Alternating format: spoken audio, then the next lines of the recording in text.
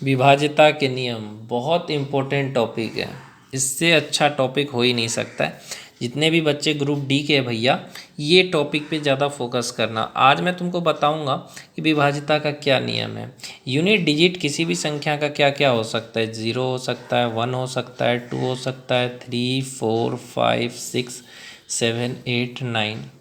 किसी भी संख्या का यूनिट डिजिट क्या हो सकता है, यही हो सकता है 0 से लेकर के 9 तक। इससे ज़्यादा तो नहीं होगा, नहीं होगा। अब मैं आपको पढ़ाने जा रहा हूँ 2 की विभाज्यता। 2 की विभाज्यता,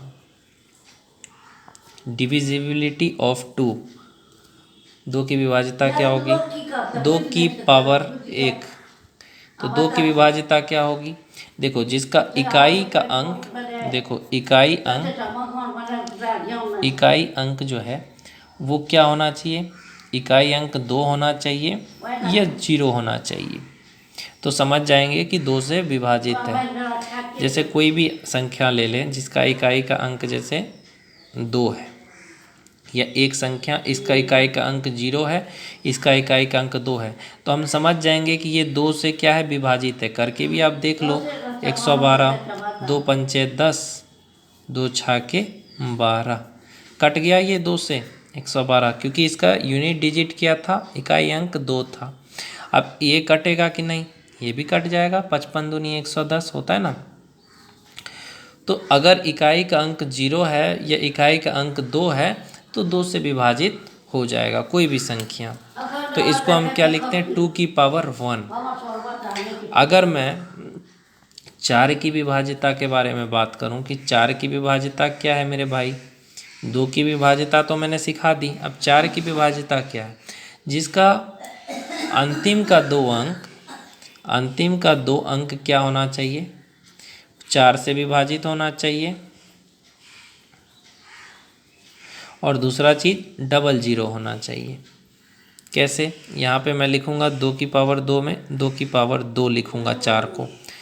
यहाँ पे 1 है तो 1 0 लिखा मैंने, यहाँ पे पावर 2 है तो मैंने 2 0 लिखा। अगर अंतिम का अंक 4 से विभाजित है, जैसे 1 1 1,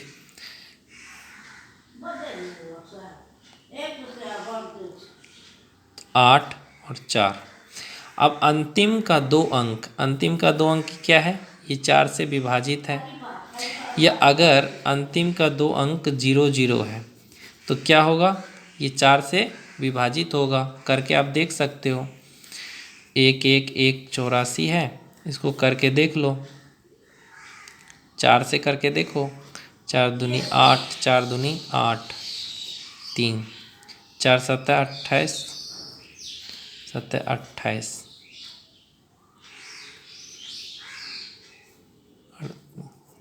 4 7 नहीं, 4 8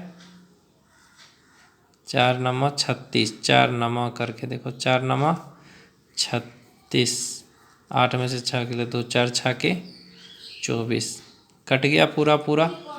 क्यों कटा? क्योंकि इसके अंतिम का 2 अंक जो था वो 4 से विभाजित हो रहा था, 84, 4 दूनी 8, 4 एकम 4। तो 4 की विभाज्यता आपको समझ में आ गई। अब 8 की विभाज्यता क्या है?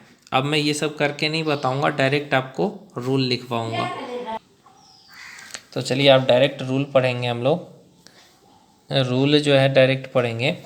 8 की विभाज्यता, 8 की विभाज्यता क्या है? 8 को क्या कहते हैं? 2 की पावर 3। ये बहुत बहुत इम्पोर्टेंट है ग्रुप डी वालों के लिए, 8 की विभाज्यता, जिसमें अंतिम का 3 अंक क्या है? अंतिम का 3 अंक क्या होना चाहिए? 8 से विभाजित होना चाहिए। क्या होना चाहिए? अंतिम का 3 अंक 8 से विभाजित होना चाहिए। और दूसरा चीज़, अंतिम का 3 अंक 0 0 0 होना चाहिए। तब समझेंगे कि ये 8 की विभाज्यता का नियम है कि अंतिम का 3 अंक 0 0 होगा और 8 से 3 अंक विभाजित होगा। ऐसे ही अगर मैं 16 की बोलूँ, 16 की विभाज्यता, 16 की विभाज्यता बोलूँ तो 16 को हम क्या लिख सकते हैं? 2 की पावर 4 लिख सकते हैं। तो अंतिम का 4 अंक 16 से विभाजित होना चाहिए और 4 जीरो होना चाहिए अंतिम में। अगर जैसे कि मैंने बोला 8 8 8 1 0 0, अब बताइए कि ये 2 से विभाजित है, 4 से है कि 8 से है कि 16 से है। क्वेश्चन ऐसा ही आता है। तो हमको देखना है अंतिम का एक अंक 0 है यानी 2 से विभाजित है, अंतिम का 2 अंक 0 है यानी 4 से भी विभाजित है, अंतिम का 3 अंक है वो 0 0 0 नहीं है और ना ही 8 से विभाजित हो रहा है तो नहीं होगा। 16 से होगा।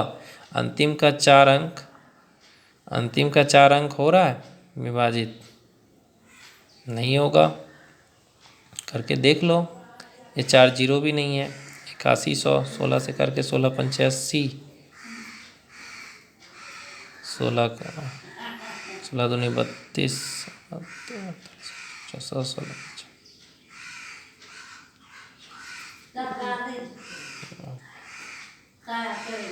नहीं हो रहा है ना अंतिम का अंक।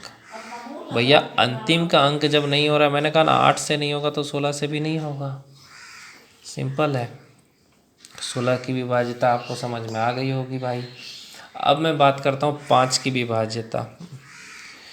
5 की विभाज्यता ये भी इम्पोर्टेंट है। 5 की विभाज्यता क्या होगी? 5 की विभाज्यता जो है 5 की पावर 1 कर दो तो अंतिम का अंक क्या होना चाहिए? 0 होना चाहिए या तो क्या होना चाहिए? 5 होना चाहिए। तो क्या होगा? 5 की विभाज्यता में अंतिम का अंक 0 होना चाहिए, जैसे 1 1 1 0, या अंतिम का अंक 5 होना चाहिए। तो ये 5 से विभाजित है। अब 25 की विभाज्यता पूछा जाए। 25 की विभाज्यता क्या होगी? 25 की 5 की पावर 2 बोलेंगे ना इसको, 5 की पावर 2। तो अंतिम अंक 00 होना चाहिए। और अंतिम का अंक 25 50 75 25 से विभाजित होना चाहिए ऐसे। तो क्या कहेंगे? अंतिम का 2 अंक 0 0 ये 25 से विभाजित हो तो वो 25 की विभाज्यता का नियम इस पे लागू होगा। अब देखो 3 की विभाज्यता इम्पोर्टेंट है। 3 की विभाज्यता क्या होगी? और 9 की विभाज्यता। 3 की विभाज्यता क्या है? अंकों का योग 3 से विभाजित होना चाहिए। याद रखना, अंकों का योग 3 से विभाजित होना चाहिए। तो हम कहेंगे कि जैसे कि हम लिख दें 1 5 3 4 2 1, तो क्या ये 3 से विभाजित है? तो जोड़ो 5 1 6 6 3 9 9 4 13 2 15 1 16, नहीं हो रहा है। और यही चीज़ मैं बोलूँ 1 5 3 4 2 0, अब बोलो 5 1 6 6 3 9 9 4 13 2 15 आ रहा है टोटल। तो 15 तो 3 से हो जाएगा, 3 5 15। तो ये जो है वो 3 से विभाजित है। 9 की विभाज्यता है तो अंकों का योग क्या होना चाहिए? अंकों का योग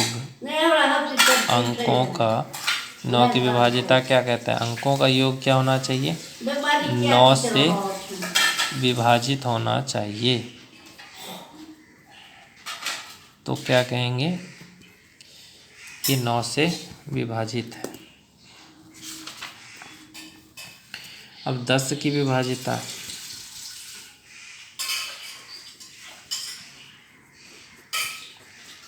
आसान है। 10 की विभाज्यता क्या है? 10 की विभाज्यता बहुत आसान है। लास्ट का जो डिजिट है वो 0 होना चाहिए। 100 की बात करें, 100 की विभाज्यता क्या कहते हैं? लास्ट का 2 डिजिट लास्ट 2 डिजिट क्या होना चाहिए, डबल ज़ीरो होना चाहिए। अब 11 की विभाज्यता बहुत, 11 की विभाज्यता ये क्या है, 11 की विभाज्यता कैसे है? 11 की विभाज्यता में क्या होता है, एक अंतर यानी एकांतर अंकों के योग का अंतर, योग का अंतर आइदर या तो 0 होना चाहिए या 11 होना चाहिए। कैसे, देखो मैं बताता हूँ। अगर मैं बोलूँ 1 2 2 1, क्या यह 11 से विभाजित है? तो इसको यहाँ से जोड़ो तो क्या आ जाएगा 3, इसको यहाँ से जोड़ो तो क्या आ जाएगा 3, दोनों को घटाओ तो 0 आ रहा है। तो अंकों का योग या तो 0 होगा, योग का अंतर या तो 0 होगा या 11 होगा। जैसे मैं बोलूँ 2 8 5 1 4 7, तो 5 2 7 4 11, 8 1 9 9 7 16, 16 माइनस 11, 6 में से 1 गया 5। तो क्या ये है? नहीं है।